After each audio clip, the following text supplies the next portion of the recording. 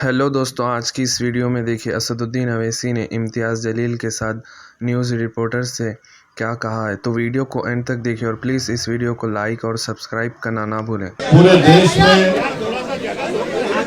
इस कानून के खिलाफ, इस बिल के खिलाफ, कानून में इस बिल के खिलाफ एक गुस्सा है, क्योंकि ये जो बिल मोदी हुकूमत लाई है ये आर्टिकल 25, 26 और 29 का वायलेशन करता है।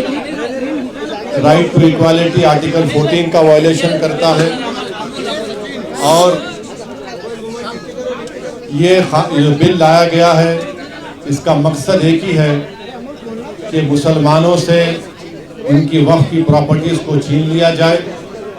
और इस तरह का कोई बिल हिंदू एंडोमेंट के बारे में या गुरुद्वारा प्रबंधक कमेटी के बारे में या फिर ईसाइयों के बारे में नहीं लाया जाता।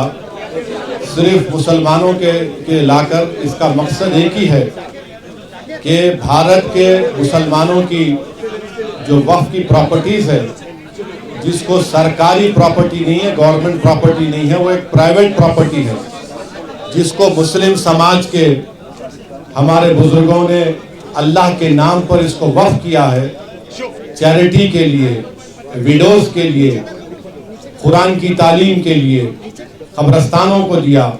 तो ये सब चीज़ें मोदी सरकार इसको ख़त्म करने के लिए इस तरह के बिल को लाया।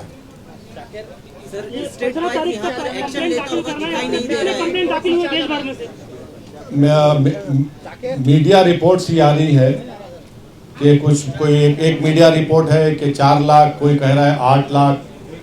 तो 15 सितंबर तक टाइम है। मैं उन तमाम भारत के नागरिकों से अपील कर रहा हूं कि जो भारत की खूबसूरती है उसका भाईचारा है, और हमारे देश में हर एक को अपने मज़हब पर चलने की इजाज़त है।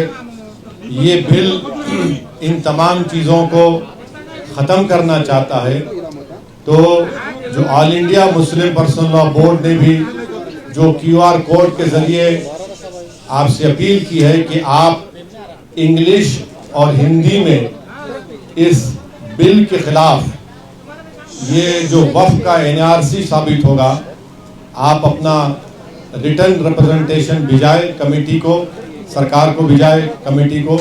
और महाराष्ट्र में ये कई जगह पर रिप्रेजेंटेशन दिए जा रहे हैं पर्सनल लॉ बोर्ड की लीडरशिप में। आज औरंगाबाद में पहली मीटिंग हुई है और देश भर में इस तरह के पब्लिक प्रोटेस्ट मीटिंग्स होंगे, जिसका फैसला all India Muslim personal law board ने किया। इस कानून में ये बात आपको समझना है कि लिमिटेशन का जो कानून है, आप वक्फ प्रॉपर्टी से निकाल दे रहे हैं। हिंदू एंडोमेंट में लिमिटेशन अप्लाई नहीं होता, वक्फ में क्यों अप्लाई हो रहा है? हिंदू एंडोमेंट बोर्ड में और NGT हो या रेलवेज क्लेमेंट ट्रिब्यूनल, ऐसे 14 ट्रिब्यूनल्स है जहां पर उनके फैसले को फाइनल माना जाता है। और बीजेपी झूठ बोल रही है कि ट्रिब्यूनल के डिसीजन के बाद कोर्ट्स को नहीं जा सकते। आप रिवीजन पिटीशन डालते हाई कोर्ट में और फिर सुप्रीम कोर्ट जा सकते हैं। इस कानून में आप वक्फ बाय यूजर खत्म करना चाह रहे हैं, मगर सेक्शन 123 ऑफ प्रॉपर्टी एक्ट में आप transfer of property already allows कर रहे हैं। वक्फ बाय यूजर क्यों निकालना चाह रहे हैं? क्योंकि मोदी ये बोल रहे हैं कि 200 साल पुराने कागज लेकर आओ, और कागज नहीं निकलेगा तो वो उस प्रॉपर्टीज को कब्जा करना चाहते हैं। हिंदू समाज में by custom and by usage एक टेम्पल और टेम्पल की प्रॉपर्टी बन सकती है, तो मुसलमानों में वक्फ बाय यूजर क्यों नहीं बन सकता वक्फ?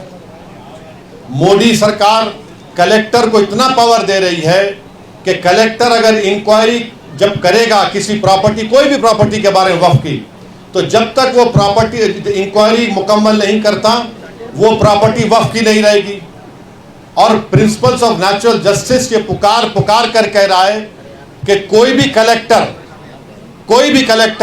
या कोई भी आदमी अपने ही मैटर में जज नहीं हो सकता है।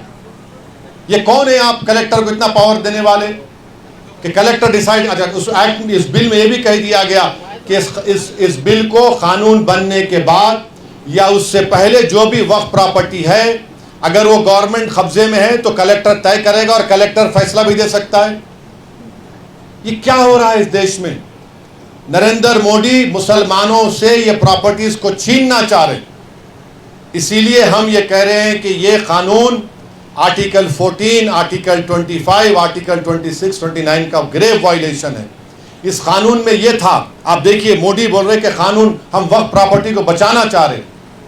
पहले 95 के एक्ट में था कि अगर कोई वक्फ की प्रॉपर्टी चोरी करता तो 2 साल की कैद बामुशक्कत, रिगरस इम्प्रिजनमेंट। मोदी जी उसको सिंपल इम्प्रिजनमेंट कर रहे हैं। अभी नॉन बेलेबल है, मोदी जी बोल रहे हैं बेलेबल कर दूंगा मैं। मुतवल्ली अगर कलेक्टर की बात नहीं सुनेगा सेक्शन 61 में, तो कलेक्टर मुतवल्ली को अगर बोलेगा कि मस्जिद को तुम बोल दो गवर्नमेंट प्रॉपर्टी है, नहीं करेगा तो कलेक्टर को 6 महीने की सजा। आप बताइए क्या क्या करना चाह रहे हैं मुसलमानों से? आप ये कानून बना रहे हैं।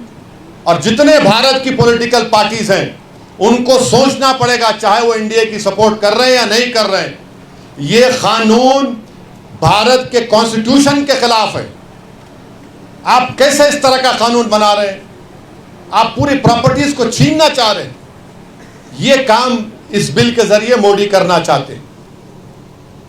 सर, अगर एंटीलिया की बात की जाए तो उसमें कई सारे वक्त के मेंबरान थे, उन्होंने नॉन वक्त प्रॉपर्टी उसे घोषित किया है, तो उनको आप एक्शन लीजिए, उनको हटाइए। और वो मैटर सुप्रीम कोर्ट में है। महाराष्ट्र की सरकार एक स्टैंड ले, शिंदे की सरकार एक स्टैंड ले उसके बारे में कि वक्फ की प्रॉपर्टी, और वो तो आगा खानी वक्फ का है, यतीम खाना है वो। मैंने 2013 में जब ये बिल पास हो रहा था, मैं अपनी स्पीच में इस बात का जिक्र किया, यतीम खाने पर आप बना लिए, तो महाराष्ट्र की सरकार क्या बोलना है उसके ऊपर? तो यही देखिए ये कानून क्यों बना रहे, ताकि सरकार कलेक्टर के जरिए इसको कहेगी वक्फ नहीं है, या फिर कहेगी कि लिमिटेशन एक्ट का कानून खत्म हो गया, या फिर इवैक्यू प्रॉपर्टीज की जितनी प्रॉपर्टियां सब कब्जा करना चाहती है।